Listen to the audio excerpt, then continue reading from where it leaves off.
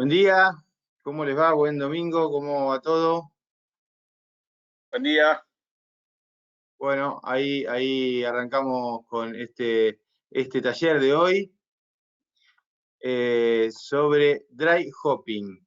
¿Todo bien? ¿Todo bien? Mucha, mucha gente, como siempre, récord de gente. Gracias por acompañarnos en este domingo que está hermoso acá en Buenos Aires, ¿eh? Pero bueno, ahí nos acompañan igual y eso a nosotros nos gusta, porque, bueno, por lo menos les interesa el tema. Nosotros siempre vamos buscando temas distintos para compartir y, y bueno, este tema nos parecía que podía interesar, así que ahí estamos, juntos con esto. Bueno, vamos a hablar entonces de dry hopping hoy. Se está sumando gente mientras tanto en este momento, gente conocida, amigos, hay muchos por nombrar, seguramente después vamos a saludar al final a los que estén ahí y también le vamos a decir ya sobre el final que vayan nombrando su cervecería y de dónde son, pero eso después. Mientras tanto, también, bueno, los vamos a invitar a que hagan preguntas, que las pueden hacer en formato escrito, mientras avanzamos con el curso, y yo en algunos momentos de la charla voy a hacer un impasse, digamos, a leer las preguntas y tratar de responder. Bueno, pero antes de empezar, yo voy a poner acá la primera diapositiva para darle 2 minutos a Santi ahí con las novedades, ¿sí? Mientras tanto, estamos esperando que se sume el resto de la gente, ¿eh? Perfecto, bueno. Buenísimo, acá estamos, como decía, es un hermoso domingo en Buenos Aires. Y lo que ven en placa, ¿no? En pantalla, el 50% de descuento que vamos a ofrecer por hoy para nuestras capacitaciones. Y cabe aclarar que va a aplicar a todos los cursos online. Hay algunos que están en promo, pero que igual aplican, así que el precio es súper conveniente, ni hablar. Ustedes simplemente añadan al carrito los cursos que quieran y ponen en aplicar cupón la palabra Dry Hop, que es por lo que nos estamos hoy aquí.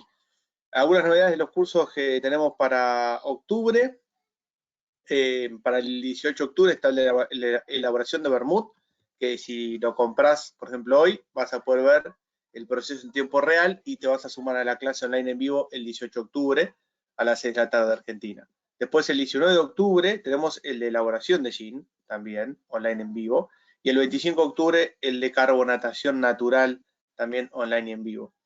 Esos todos los cursos aplican el cupón de descuento, como decía, para las capacitaciones online. En noviembre arranca el de destilación expert. Si te gusta todo lo que es destilados en general, abarcar todos los destilados triple sec, gin, whisky, vodka, etcétera, podés sumarte a ese curso que dura todo noviembre, 2 clases semanales, así que también podés aprovechar el cupón y sumarte a ese curso muy bueno.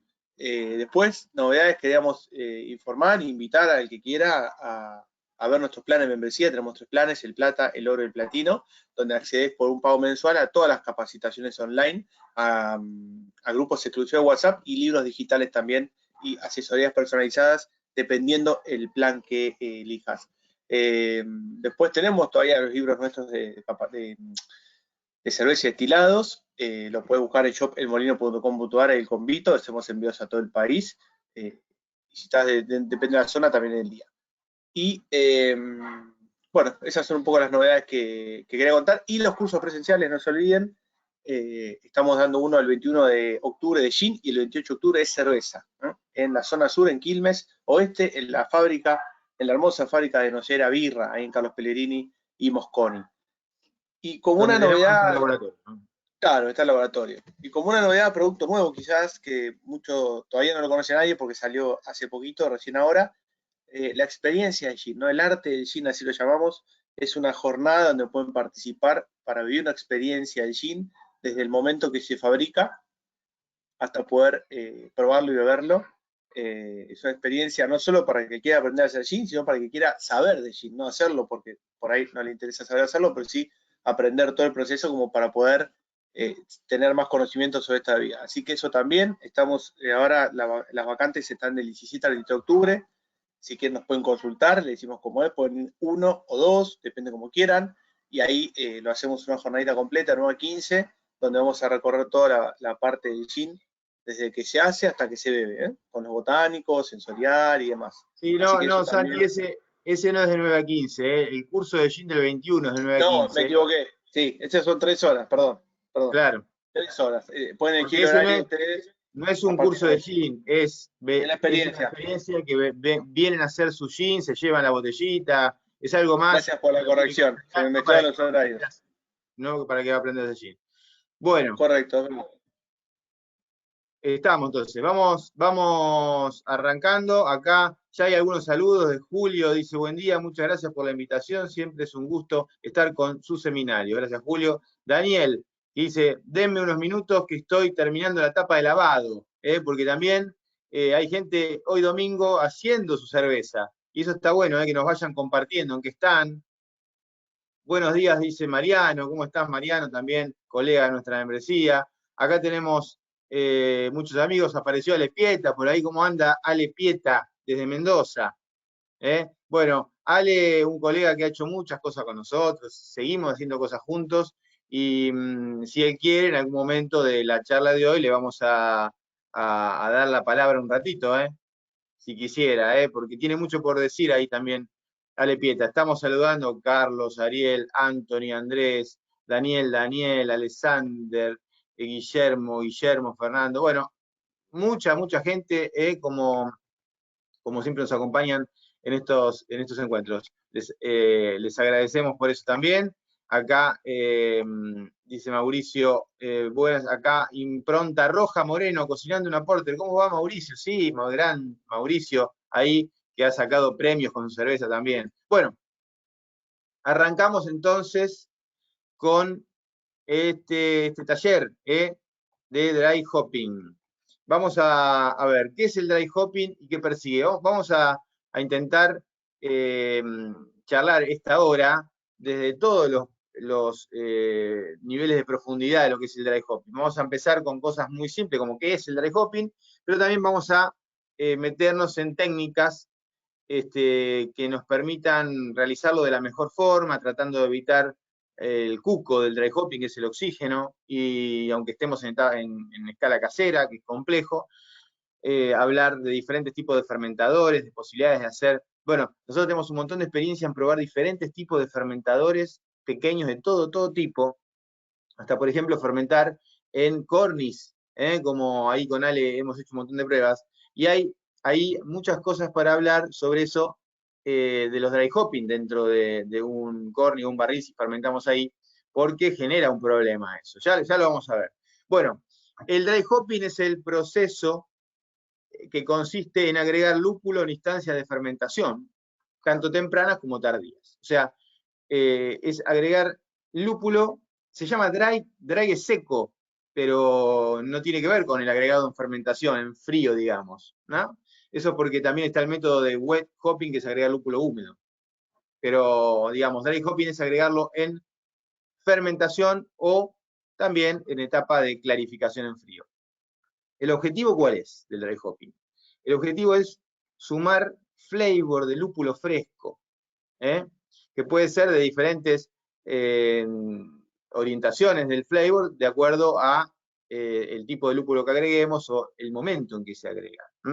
Y obviamente aroma a la cerveza, especialmente en IPAs, APAs lupuladas en general, pero también se está empezando a usar el dry hopping en otros estilos. Golden, blonde, sazón, wheat beer, etcétera, etcétera. ¿Por qué? ¿Por qué? Y aparece la Hoppy Golden, la Hoppy Blonde, la Hoppy Wheat Beer, ¿por qué? Porque, y bueno, es bastante atractivo el lúpulo, ¿no? Es bastante atractivo el aroma a lúpulo y pega muy bien con la cerveza, entonces se está extendiendo un poco la cosa y una Golden ahora pasa a ser Hoppy Golden y es bastante más atractiva. Entonces, bueno, también por ese lado se puede jugar. Eh, Acá dice Mariano, una vez hice una Golden con Citra en Dry Hop, quedó bárbara. Bueno, ahí está, un buen ejemplo que nos presenta acá Mariano. Sí. Bien, algunas reglas antes de empezar.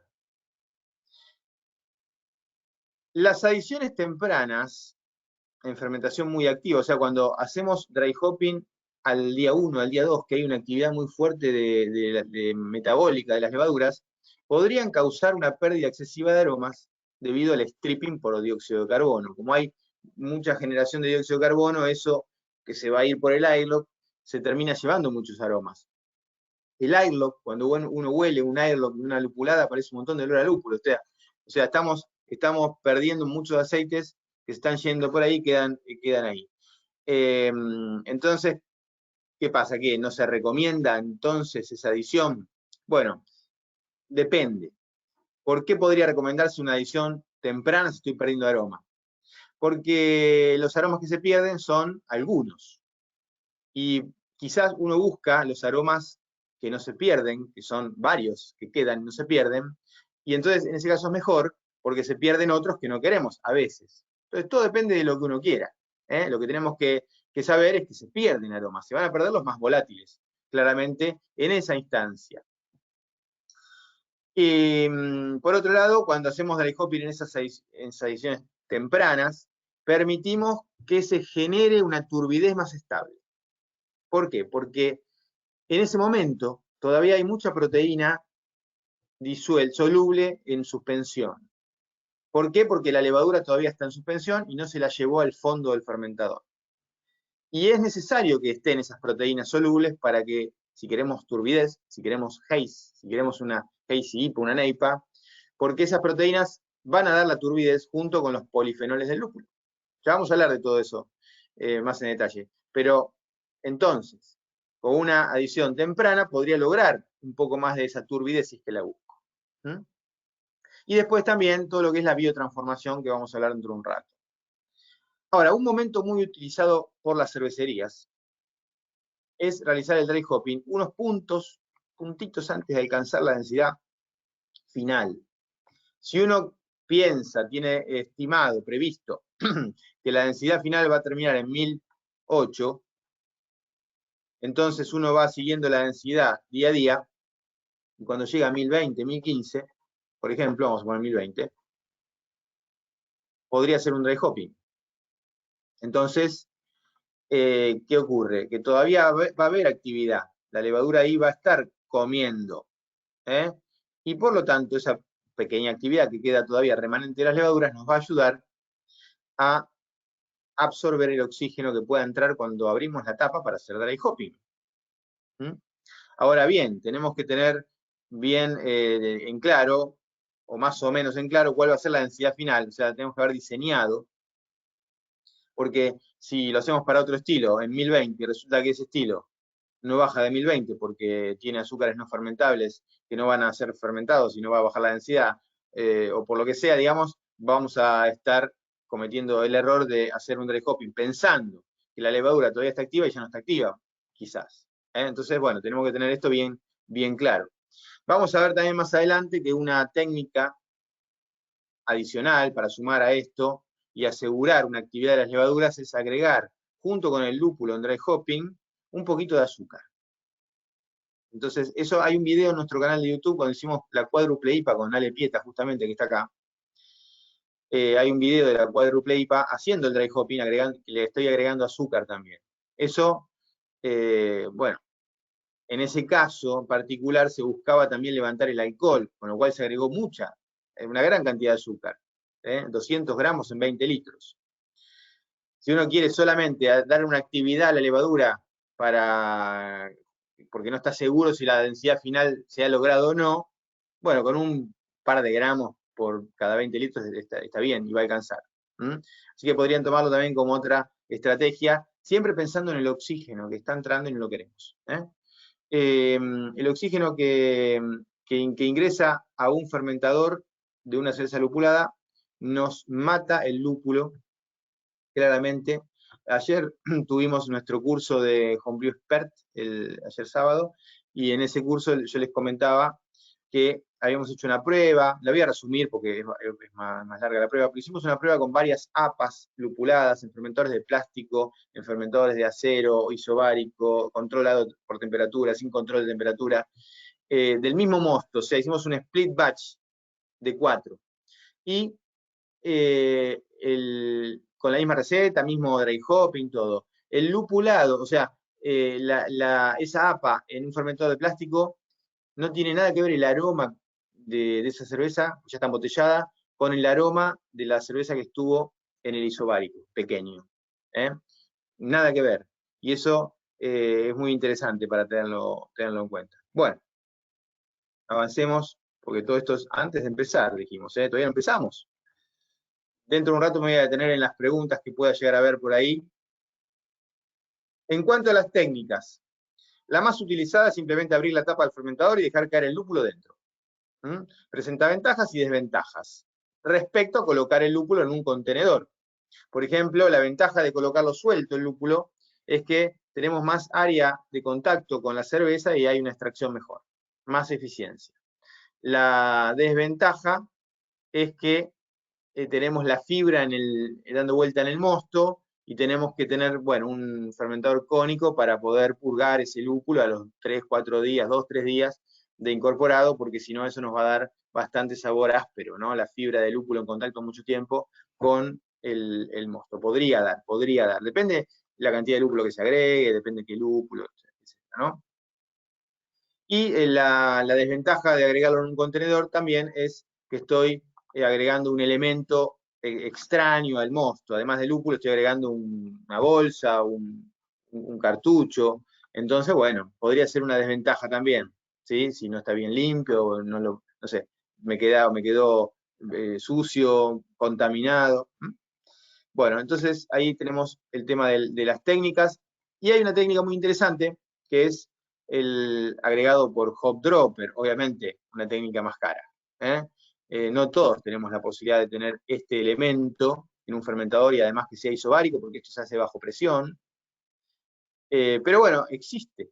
Entonces, uno tiene que saber que existe la posibilidad de hacer un dry hopping con un hop dropper, que es este elemento que permite el ingreso de CO2, la eliminación del aire de este recinto y luego incorporar el lúpulo sin aire.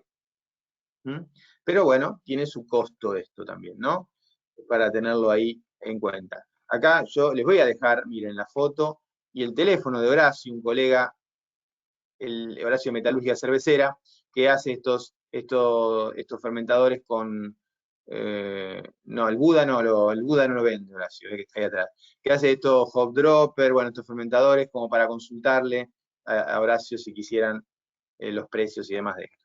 Nosotros tenemos uno de estos. Bueno, en cuanto al tiempo de contacto, el rango usual es entre 1 y 10 días de contacto. Depende del cervecero y la fuente de la información utilizada. ¿Sí? Quizá lo más recomendado es entre 3 y 5 días. Más tiempo, comienza a notar notas vegetales y algo de astringencia, lo que hablábamos hace un ratito. Mariano dice por acá, si agregas temprano, no te arriesgás tanto a oxidación o contaminación. Si agregas temprano, no, al revés, si agregas temprano hay más actividad de las levaduras que pueden eliminar ese oxígeno. En cuanto a las cantidades, y seguimos con las reglas antes de empezar. Bueno, a modo de referencia, estas son las cantidades promedio de uso de lúpulo, promedio, uno puede usar más o menos que esto, ¿no?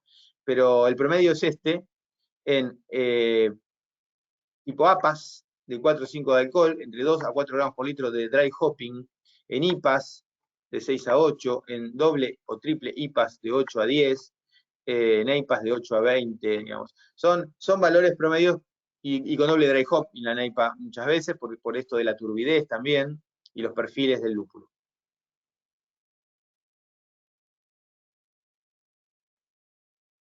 Toda esta información les va a ser enviada, a todos los que estén acá inscritos, si se queden hasta el final, van a recibir este material. No tienen por qué quedarse hasta el final si no quieren, ¿no? Pero está bueno porque vamos a seguir compartiendo muchos temas. Van a recibir esta información y también van a poder ver el curso, seguramente quede grabado. Bueno, el doble dry hop, ¿por qué a veces puede ser interesante? Porque favorece el carácter juicy del estilo de las neipas o hazy IPAs, ese carácter de jugo, de los aromas a lúpulo más frutales. ¿Por qué? Porque, bueno, en la primera edición, al eliminarse los aromas más vegetales del lúpulo quedan expuestos, los más frutales. Perdemos, pero ganamos. Y después le damos otro toque con otro dry hopping para complementar. Lo usual es realizar una primera adición en fermentación activa, impulsando el fenómeno de la biotransformación también, y un segundo dry hopping sobre el final de la fermentación. Esta es una posibilidad. Obviamente hay muchas otras. ¿Sí? Podría hacerse con un contenedor, después sacarlo, cuando se hace segundo. Bueno, todo esto es como uno piense que es mejor, ¿no? No hay una única regla, como digo. Bueno, el aroma del lúpulo está determinado por aceites esenciales. Todos los vegetales, el orégano, digamos, no sé, la manzanilla, el lúpulo, todos los vegetales, tienen la fracción de resina, o casi todos, digo, por lo menos los aromáticos, las especias, tienen la fracción de resina, que es la parte no soluble, y tienen la fracción de aceite esencial, que es la parte, perdón, no volátil, quise decir resina no volátil, y la parte de aceite esencial, que es la parte volátil, la que se huele. La resina no volátil nos da, por ejemplo, amargor. ¿Sí? Y los aceites esenciales volátiles nos dan aroma, porque son volátiles, los podemos sentir. Dentro de los aceites esenciales existen los hidrocarbonados, y esto es común también a muchos otros vegetales. Por ejemplo, en el mundo del gin, los botánicos del gin, el enebro y todos los otros, también tienen estos aceites. ¿Sí? Lo que pasa es que son diferentes tipos de moléculas, pero son los mismos aceites, los mismos grupos de aceites. Hidrocarbonados, oxigenados y azufrados. Aceites de hidrocarburos son los más volátiles, tipo solventes, podemos decir, ¿no? Hidrocarbonados, hidrógeno y carbono, muy volátiles, muy poco afines al agua. Los oxigenados, ya aparece el oxígeno genera polaridad en la molécula y eso hace que sea más afín al agua. Y los sulfurados, que están en un muy poquita proporción y pueden ser muy malos o muy buenos. Los sulfurados no tienen punto medio, no tienen zona gris, o son espectaculares o una porquería. Olor a caca o olor a pomelo rosado, no sé qué. Es así, el sulfuro es así. Entonces ahí tenemos que ver bien qué tipo de sulfuros. Por ejemplo, los tioles son muy interesantes en algunos estilos, en algunos lúpulos. Efectos especiales y comportamiento del lúpulo. Bueno, rapidito vamos a ir pasando estos temas, porque son temas que se puede profundizar mucho, pero tampoco tenemos todo el día. Tenemos un rato. Entonces, la biotransformación. ¿Qué es la biotransformación? Es la transformación por parte de la levadura de algunos compuestos, por ejemplo, del lúpulo. Y hay diferentes tipos de biotransformaciones. Quiere decir que para que ocurra biotransformación, tiene que haber lúpulo y levadura. Por eso la adición de lúpulo temprana podría favorecer la biotransformación, y que en general es positiva la biotransformación. Por ejemplo, el geraniol de los lúpulos se transforma en citronelol, que tiene un perfil aromático mucho más complejo que el geraniol y atractivo. Ese es un tipo de biotransformación, la biotransformación de terpenos. Otra biotransformación es la liberación de los tioles. Los tioles, estos sulfuros positivos que hablamos hace un ratito, que podrían dar aromas exóticos a maracuyá y demás, bueno, muchos de ellos están agarraditos de aminoácidos y no tienen aroma así como están.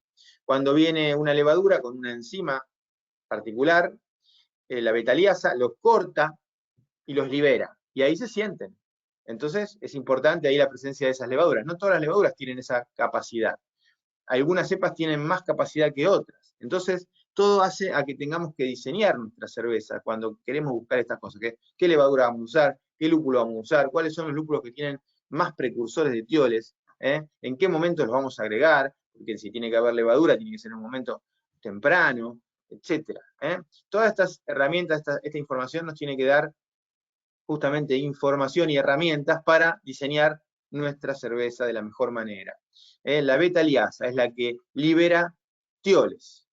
¿Sí? Acá hay un tipo de tiol, el 4-MSP, que es liberado por la beta-liasa de este complejo con aminoácidos, que no es volátil, no se siente aroma, y de repente esta enzima, que forma parte de algunas levaduras, lo libera y lo sentimos. Lo percibimos. La liberación de glicósidos es otra biotransformación, que depende de otra enzima para que sea liberado, la beta-glucosidasa, que corta una unión entre un terpeno y un azúcar y nos libera este compuesto aromático. Para eso tiene que haber beta-glucosidasa, o sea, tiene que haber levaduras con beta-glucosidasa disponible. O agregar enzimas aparte. Podría comprar beta-glucosidasa, beta-liasa y agregarlas. No se consiguen tan fácil, pero se podría hacer. La beta-glucosidasa genera este clivaje, esta ruptura, liberando, por ejemplo, linalol, un compuesto de los aceites del lúpulo oxigenado muy aromático. El Aleman tiene su información, presenta, comparte el Aleman su información de las levaduras y su actividad beta-glucosidasa y beta-liasa. ¿Cuáles son, según el Aleman? Según el Aleman, las levaduras que tienen mayor actividad de estas enzimas. Bueno, fíjense, la beta-liasa, la liberación de tioles, la Verdant-IPA, la wheat, la levadura de wheat, la Munich, la de trigo, la Nottingham. Bueno, ahí está, y la beta-glucosidasa y la New England, la que ellos venden para neipas, la Belsazón, la Brino 27, que tiene las dos altas, según la Aleman. Pero acá habla, claro, de actividad relativa, o sea, alta, relativamente alta, respecto a las otras que tiene el alemán. Entonces, ¿cuán alta es en forma absoluta? No se sabe. No se sabe. Puede ser muy bajita, pero comparado con la otra es más alta, entonces parece muy alta. Y en realidad no lo sabemos bien. Es una forma de presentar la información que ofrece la empresa, media engañosa. ¿Sí? Entonces, ¿qué pasa con esto? Y nos quieren vender la Verdant IPA. Nos quieren vender la New England. Si vemos esto, vamos a comprar New England que tiene esta actividad. Vamos a comprar Verdant IPA que tiene esta actividad. Bueno, yo creo que si bien nosotros hemos probado y nos han gustado algunas de estas levaduras, yo no sé si se encuentra esa actividad realmente, si es una ventaja esta o no.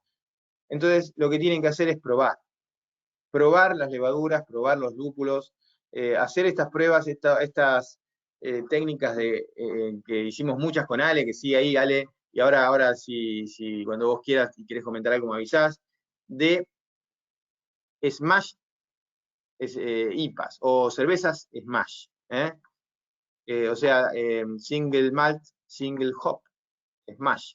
Entonces uno va aprendiendo y cambiando las levaduras. Por ejemplo, no sé, habíamos hecho con Ale una Smash Chinook muy buena, que quedó bárbara esa Smash con Pilsen y Chinook. Nada más. Con una levadura en particular. Bueno, yo repetiría eso ahora, haciendo un split batch de 4, por ejemplo, que me gusta, ya lo estamos pensando y quizá lo hacemos, Split batch de 4 con Chinook en las 4, pero una levadura diferente en cada una. Entonces, ver el efecto de estas levaduras sobre todo esto que estamos hablando. Y sacar nuestras propias conclusiones, porque después, en realidad, hasta que uno no lo hace, no sé cuánto de cierto tiene esto, ¿no? Porque es una información comercial que nos quieren vender. Bueno, ¿qué es la biotransformación? Preguntaba Diego, ahí la estuve explicando, me parece. Mariano, ¿la biotransformación es buena o malo? ¿Es recomendable? ¿Todas son buenas? Bueno, esto fue antes seguro de lo que estuvimos hablando, así que ahí creo que respondí. Si no, me vuelven a preguntar. Bueno, se sigue sumando gente, hay mucha gente acá, muchos colegas. Gracias ahí, ojalá que esto les sea interesante. Pero miren lo que después aparece publicado, por acá, en este paper que está acá, de lupulado. Bueno, ¿qué ocurre con la biotransformación cuando usamos levadura con altos niveles de enzima para biotransformación o cuando agregamos la enzima directamente? El efecto violento se ve cuando se agrega la enzima. Es como que las levaduras, sí, tienen la enzima, pero no sé si andan, no sé si es tan así esto, que funciona, que hace todo. Bueno, este es un paper, no es que esto también sea la verdad absoluta, esto es un trabajo de investigación, por eso, como no hay nada demostrado, nada, digamos, 100% cierto, tenemos que hacer la prueba nosotros. Nosotros, digo, cada uno, ¿no? Para sacar sus conclusiones. Bueno, hay efectos de la temperatura sobre el dry hopping, por ejemplo, a mayor temperatura y mayor extracción, acá se ve la curva celeste, es mayor que las otras, o sea, a 20 grados se extrae más que a 13 y que a 0. Entonces uno puede definir, bueno, el dry hopping lo hago en la fermentación, no lo hago en frío, por esto. Pero por otro lado también, el dry hopping a 20 genera más pérdida de aromas, porque está más alta la temperatura, más volátiles, y en frío menos. Entonces, ¿qué hacemos? En frío hay más riesgo de oxidación si no tenemos el hop dropper o hacemos una técnica para abrir la tapa, porque ahí no hay actividad de las levaduras. Entonces, ¿qué hacemos? Por eso esa técnica, esa instancia muy usada por los cerveceros en general es, si vamos a hacer un único dry hopping, es ahí cuando está por terminar de fermentar. También por esta razón, por la temperatura. Salvo que alguno, como a mí me guste los aromas a lúpulo bien fresco, esos aromas a lúpulo, sin tanta fruta, digamos, sino más al vegetal del lúpulo. Ese aroma de cuando uno abre el paquete de lúpulo y siente, se va a sentir mucho más así cuando se agrega en frío. Porque no se están eliminando los mircenos, los monoterpenos, etcétera, que dan esos aromas. El dry hopping podría dar amargor también, o quitarlo. Podría dar amargor o quitar. Dependiendo, acá está este estudio, que lo pueden leer acá, de Hofsteiner, de 2018, dependiendo de cuánto amargor tiene la cerveza antes del dry hopping.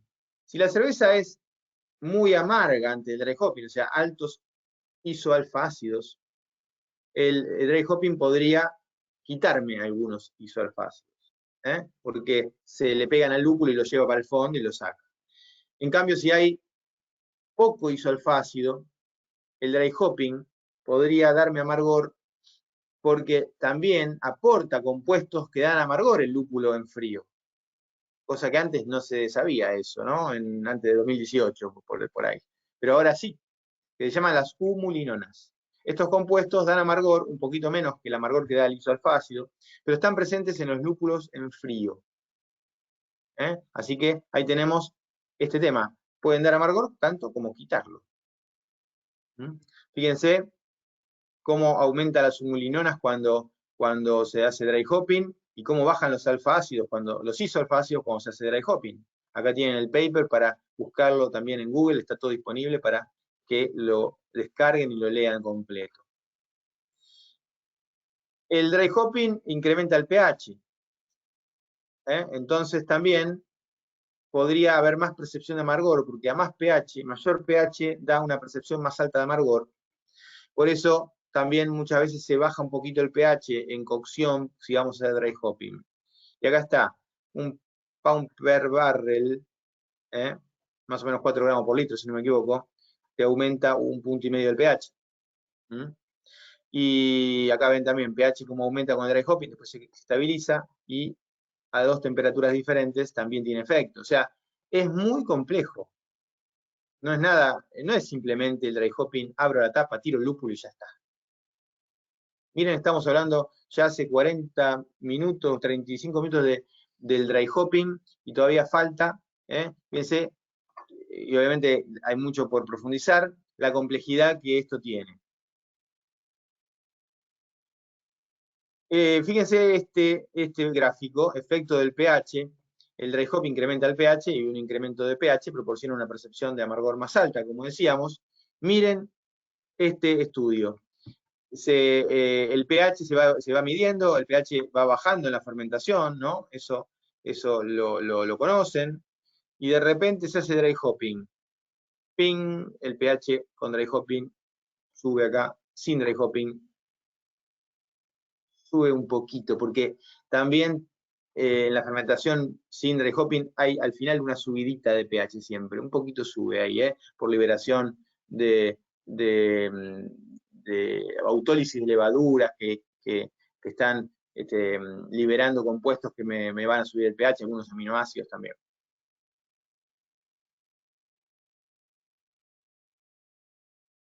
A ver qué preguntas.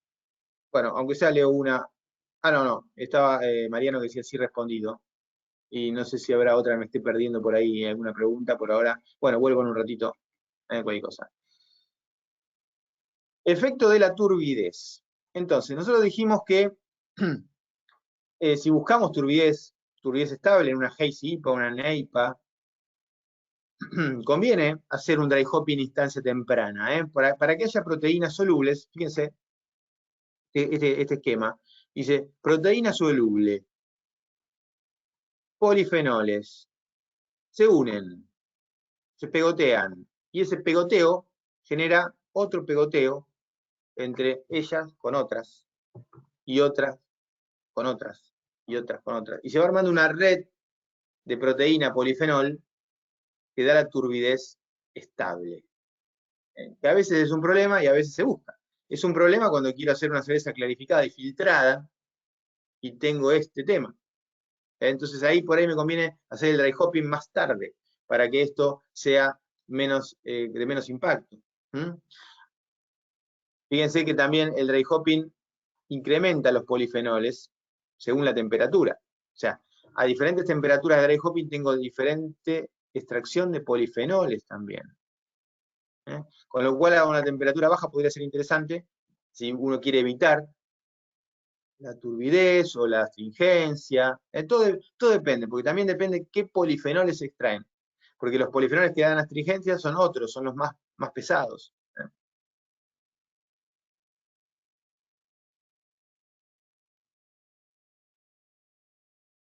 Bueno, también puede haber un efecto sobre la atenuación, que se llama hop creep, es decir, una cerveza con dry hopping podría tener más alcohol que una sin dry hopping, digamos. Y también esto es importante también considerarlo cuando uno va a embotellar luego de dry hopping y no esperó el tiempo suficiente para que se degrade los azúcares que se generaron con el dry hopping, porque el dry hopping genera azúcares fermentables. Eso está bien clarito y demostrado en este gráfico. Miren. La cerveza sin dry hopping, con 5 gramos por litro de dry hopping y con 25 gramos por litro de dry hopping. De repente acá se ve que fructosa y glucosa y maltosa, que son fermentables, sin dry hopping están bajitos. Ya se fermentaron. Con 5 gramos por litro de dry hopping aumenta la fructosa, aumenta la glucosa, aumenta la maltosa. Con 25 gramos por litro de dry hopping aumenta la fructosa, aumenta la glucosa, aumenta la maltosa. ¿Qué pasó acá? Bueno, ocurrió esto de hop creep. Las dextrinas que había en el mosto fueron degradadas por amilasas que tiene el lúpulo. Y eso genera azúcar fermentable y a veces, si uno no se apura, como dijimos, y embotella rápido, puede dar el efecto gushing en botella. Miren este gráfico. La atenuación dada por el dry hopping entonces. El lúpulo aporta enzimas con actividad amilásica, que se llama hop creep el efecto. Cuando agrego lúpulo, la atenuación sube. Sin lúpulo, menor atenuación. Y acá hay una diferencia interesante.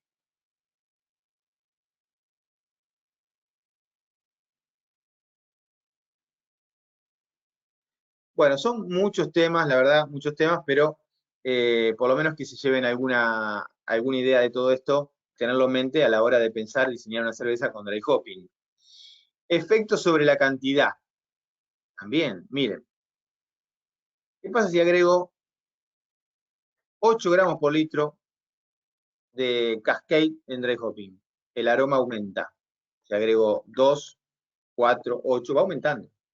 Si agrego 16, no aumentó mucho. Incluso hasta puede bajar en algún ejemplo. O sea, no tiene sentido, según este estudio de La Fontaine que está acá, según este estudio, no tendría sentido agregar más de 8 gramos por litro en dry hopping.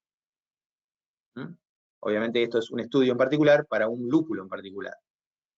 Pero también por esto es que esta recomendación de las NEIPAs, que va entre 8 y 20 gramos por litro de dry hopping, hacerlas en 2 adiciones, no en una.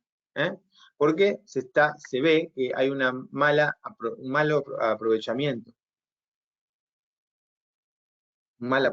del lúpulo cuando hacemos adiciones de una tan grandes. Bueno, el oxígeno es un problema. Es el peor enemigo. El oxígeno del lúpulo lo hace pelota. Entonces vamos a hacer una inversión grande en lúpulo para hacer una NEIPA, que son caras, y entra aire a nuestro fermentador y se arruina nuestra cerveza. Entonces preferible que no hagamos un lupulado tan importante, porque vamos a ahorrar plata y va a salir mejor. Entonces, ¿cuáles son las posibles soluciones a esto? Hacer dry hop durante la fermentación activa, ya la hablamos. Muchas de estas las fuimos hablando. Agregar azúcar, la hablamos. Adicionar lúpulo por la tapa mientras se hace un barrido, un empuje con dióxido de carbono desde la canilla inferior. Ahora vemos una foto. Usar hop droppers, son caros. Aplicar el método Lyman. Bueno, este es un simpático método, pero poco aplicable, me parece, pero simpático. Muy ingenioso. Vamos a verlos en detalle. No sé si poco aplicable, medio. Bueno, por ejemplo, conectar en un fermentador en la canilla inferior, si tenemos un cónico y si no en la lateral, en la de abajo, un tubo de dióxido de carbono, necesitamos tubo de dióxido de carbono. Y le damos un poquitito de presión, pero apenas, porque estos se supone que son de plástico. Si fueran de acero, todo se simplifica, porque son isobáricos, con hop dropper, bla, bla. Si es de plástico, no podemos dar mucha presión. Entonces vamos a dar un poquito de nivel de CO2. Abrimos la tapa con cuidado porque hay algo de presión. Incorporamos el lúpulo. Mientras tanto, como hay un ingreso de dióxido de carbono por la parte inferior, se supone que hay una cierta presión positiva interna que me empuja hacia afuera el posible aire que quiere entrar, y entonces minimizo la entrada de oxígeno. Obviamente la estoy minimizando, no la estoy eliminando. Porque cuando hacemos así con el lúpulo, obviamente eso genera una entrada, no es que es mágico y se elimina, pero es una posible solución para achicar ese tema. Junto con un agrego de azúcar podría ser bueno. El método Lyman, este método consiste en preparar todo el fermentador y ponerle, busqué la foto de este fermentador transparente para que se vea, pero no tiene por qué ser transparente. Se le pone la bolsita de dry hopping colgando con un imán, eso de neodimia bien potente, tiene que ser uno de ellos, y adentro un imán, el imán de adentro tiene que estar recubierto como los busitos magnéticos, eso, tiene que estar recubierto, no sé de qué material. Ale, vos debes saber. Yo ahora te voy a dar audio, Ale, para que nos digas eso, porque eso, cuando queremos hacer dry hopping, tenemos que sacar el imán exterior, va a caer el otro, y va a caer dentro de la cerveza. Entonces no puede ser un imán así, sin protección. ¿Qué decís? Ale, a ver, ¿estás por ahí? ¿Ahora me escuchan? ¿Me escuchás? Sí, perfecto, Ale. Bueno, ¿qué tal? ¿Cómo va? ¿Todo bien? Bien. Interesante la charla. No, esos imancitos generalmente vienen recubiertos o con epoxi, con pintura epoxi, o encapsulados en plástico, en algún plástico, digamos, Inerte. sanitario, porque son los que se usan para los buzos también. Claro, exactamente, esos mismos. Es un busito, es más, es un busito este, creo. Ese en particular en la foto es un buzo, parece. Sí. Hay que ver cuánto resiste el imán, los gramos de lúpulo que van a poner, ¿no? Pero la idea es, quieren hacer dry hopping, sueltan el imán y cae. Y entonces nunca abrieron el fermentador para hacer dry hopping. Digo, es muy ingeniosa. Dije poco aplicable, en realidad no sé si es poco aplicable, pero es un método válido, totalmente válido. Sí, igual, perdón, ¿no? Pero todas estas cosas son para cuando uno va a hacer una cerveza muy lupulada y va a pasar un tiempo relativamente largo hasta que se la toma, que no es el caso generalmente, ¿no? Claro, exactamente. Es así, tal cual. y si la va a pasteurizar también, ¿no? O sea, Exacto. el tiempo, la temperatura, tiempo y temperatura son las que se necesitan para que la oxidación se desarrolle, ¿no? Porque si la mantenemos en frío va a ser muy mínimo ese desarrollo. Pero igual tiene un efecto. Por ahí es un primer efecto de baja de aroma, no es negativo. Solamente te baja el aroma, no se pone feo. Pero a la larga va a tender a ser feo, ¿no? Sí, correcto, se hace el famoso aroma ese o el sabor a cartón mojado de la Claro, y oxidación a del lúpulo. caramelo, y sí, sí, A sí. caramelo, sí, sí. Bueno, acá está Ale Pieta con nosotros, un colega que ahora está en Mendoza, que la vamos a ir a visitar, y hemos hecho un montón de estudios juntos durante 2 años casi, y seguimos porque nos encontramos los viajes, y seguimos haciendo estas cosas, estas investigaciones que dan buenos tips, buenos resultados. ¿Mm? Sí, totalmente. Bueno, no, está bien todo lo que se habló, es re interesante, el tema de la adición del lúpulo en la fermentación activa, para que se consuma el oxígeno que se puede ingresar en el momento de hacer el dry hop. Lo que pasa es que ahí también se elimina un poco el mirceno, hay gente que le gusta mucho el mirceno, que no es mi caso, entonces estaría en contra del mirceno esa Claro. adición. Con Vamos a el, hacer un sí. contrapunto con eso, mirá, vamos a hacer un contrapunto con eso. Hagámoslo, sí, sí, totalmente. Yo soy más de la adición, de las adiciones más tardías en la fermentación en frío, están bien. Pero bueno, depende de los gustos. En realidad no hay un método óptimo. Claro. Eh, lo ideal sería utilizar los dos, me parece. Yo llegué a la conclusión de que lo mejor es hacer el lupulado dividido en dos partes, o sea, en la parte activa de la fermentación y después en la parte que ya no es activa la fermentación o en frío se dice. Claro. Bien, sí, sí, sí. Ahí puede ser, ¿eh? Ahí está. Ale y su técnica y su preferencia, ¿eh? Como cada uno puede tener la suya. El tema es probarlas, por eso hay que probarlas y sacar sus conclusiones, ¿eh? Nunca se queden con una información, siempre probar. No, por Eh, supuesto, perdón, y aparte depende mucho de la variedad de lúpulo que se utilice, muchísimo. por eso, por eso yo les contaba esta experiencia de las Smash, y que está bueno hacer este split batch con diferentes levaduras o lúpulos y Muy trabajar. interesante es. Sí, sí. Bueno, uso de hop dropper sería una solución también, ¿no? Obviamente. Eh, pero bueno, digo, tenemos un montón de opciones.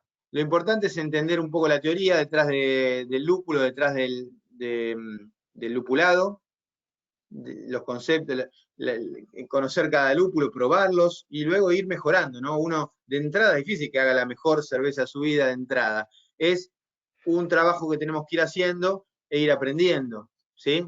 Porque además, por ejemplo, depende del lúpulo cómo fue almacenado, ¿no? Si uno no almacenó de la mejor forma el lúpulo, o ya lo compró con un mal almacenamiento desde el proveedor, bueno, también hay un tema ahí. Hay Sí, para mucha mí, gente presente, sí. perdón, Seba, que te haya interrumpido, pero me parece importante destacar que lo principal es conocer las características de químicas, o sea, los compuestos del lúpulo, y qué interacción tienen en el mosto, ¿no? Y cuáles son volátiles, cuáles no son volátiles. Y eso es fundamental porque es lo que va a hacer que cada uno decida en qué instancia agregar el lúpulo en función del contenido de ese componente que tenga cada variedad que uno usa. Sí.